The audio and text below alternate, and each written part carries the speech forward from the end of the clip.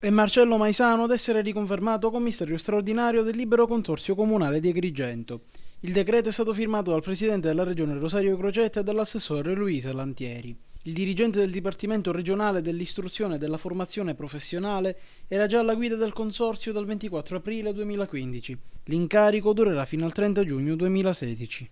Intanto il MIUR finanzia, attraverso una disposizione del Libero Consorzio che si è tempestivamente attivato con i tecnici del settore dell'edilizia scolastica, 4 progetti nell'ambito della legge La Buona Scuola in altrettanti istituti superiori dell'Agrigentino, quali il Liceo Politi di Agrigento, l'IPIA Miraglia di Sciacca, il Liceo Classico Linares di Canicattì e l'ITC Federico II di Naro.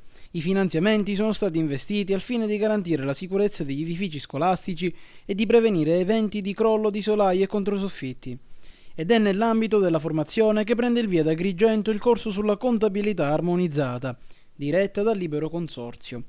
Curatore dell'attività è il professore Francesco Delfino, consulente del Dipartimento degli Affari Regionali della Presidenza del Consiglio dei Ministri. Il corso si svolgerà nell'Aula Pellegrino di Via Crone. L'organizzazione del corso è stata curata direttamente dall'Ufficio Formazione del Personale, che ha esteso la partecipazione anche ai segretari comunali, liberi consorzi e alle città metropolitane della Sicilia.